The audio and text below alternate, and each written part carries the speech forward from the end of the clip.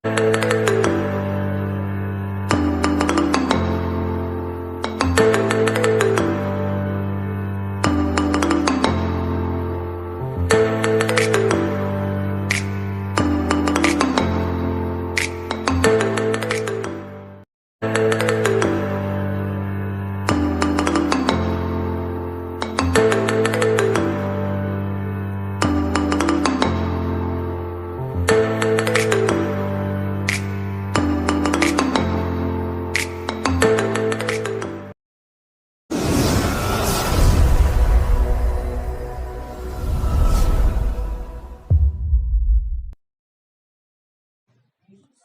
mata dunia, Indonesia dikenal luas akan keanekaragamannya. Beragam suku bangsa, budaya, agama, ras dan bahasa saling berbaur menjadi satu.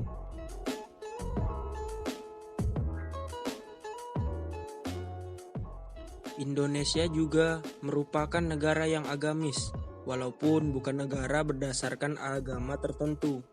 Hal ini bisa dirasakan dan dilihat sendiri dengan fakta bahwa hampir tidak ada aktivitas keseharian kehidupan bangsa Indonesia yang lepas dari nilai-nilai agama.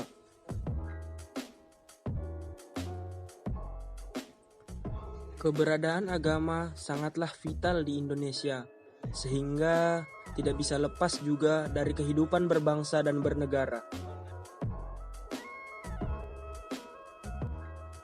Persatuan di tengah perbedaan inilah yang menjadi ciri khas bangsa Indonesia sejak dulu, tercermin dalam semboyan Bhinneka Tunggal Ika, berbeda-beda tetapi tetap satu.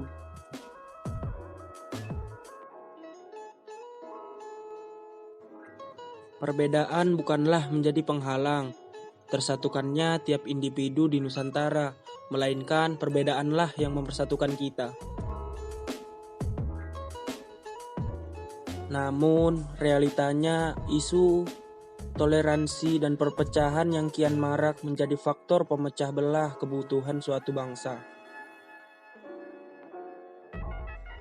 Belakangan ini, negeri kita tercinta dihantam berbagai permasalahan internal, terutama soal integrasi nasional.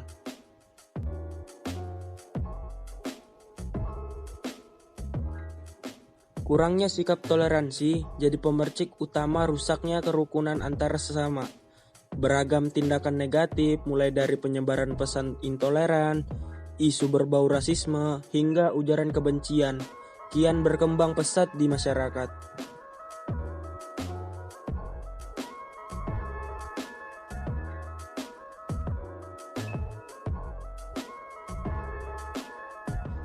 Akibatnya, berbagai konflik internal pun muncul, dan hal tersebut lantaslah memicu terjadinya pergesekan antara kelompok mayoritas kepada minoritas. Sikap merasa yang paling benar, main hakim sendiri, lambat laun berubah menjadi tindakan kekerasan dan vandalisme.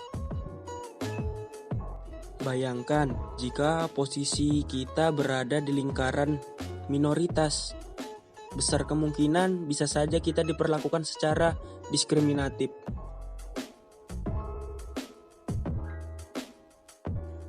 Pada dasarnya, intoleransi tidak hanya terbatas pada sikap membenci, perbedaan pandangan pribadi saja.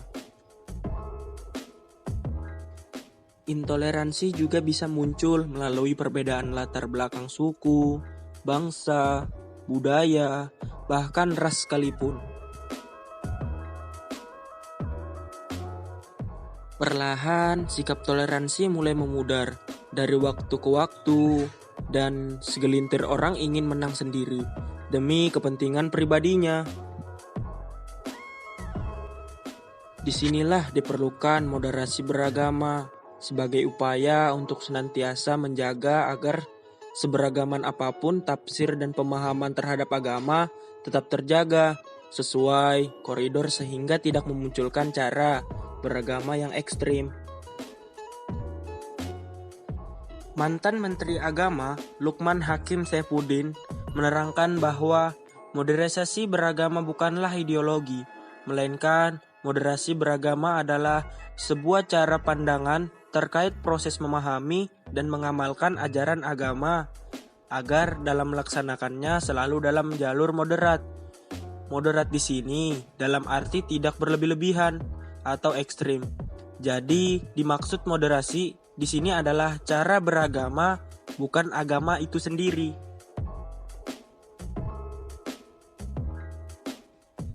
Dan menurut Quraisy Shihab, moderatisme Islam dalam konteks keindonesiaan setidaknya ada 3 pilar yang diperlukan dalam mewujudkan moderasi dalam beragama, yaitu 1. Pilar keadilan, 2. Pilar keseimbangan, dan 3. Pilar toleransi.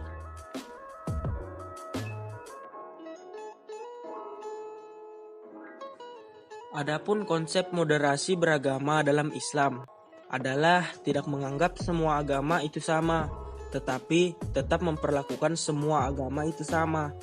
Dan ini sesuai dengan konsep moderasi beragama itu sendiri, yaitu konsep egaliter atau tidak mendiskriminasi agama yang lain. Adapun cara moderat yang dimaksud itu salah satunya konsep toleransi. Moderasi Islam dapat dipastikan jika antar umat beragama di Indonesia sudah siap hidup berdampingan dan saling toleransi, akan menjaga kestabilan antara umat beragama dan menjaga kerukunan antara umat beragama.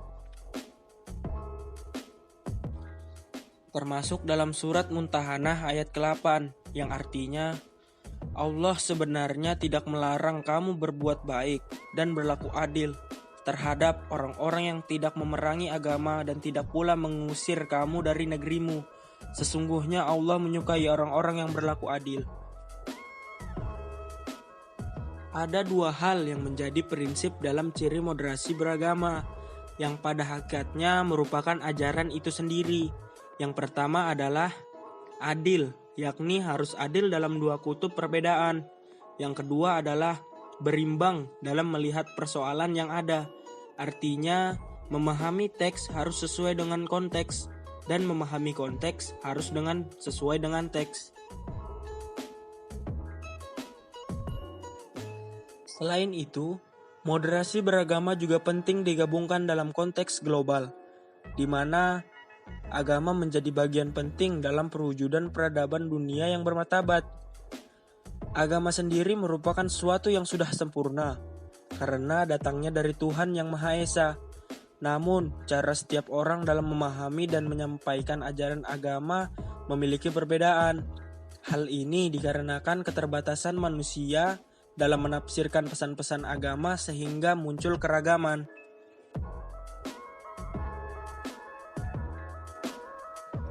Dan jika pemahaman dan penafsiran yang muncul tidak sesuai dengan nilai-nilai agama, tentu kita akan terjebak pada pemahaman yang berimplikasi pada tindakan yang berlebih-lebihan. Inilah yang dinamakan sebagai beragama yang ekstrim.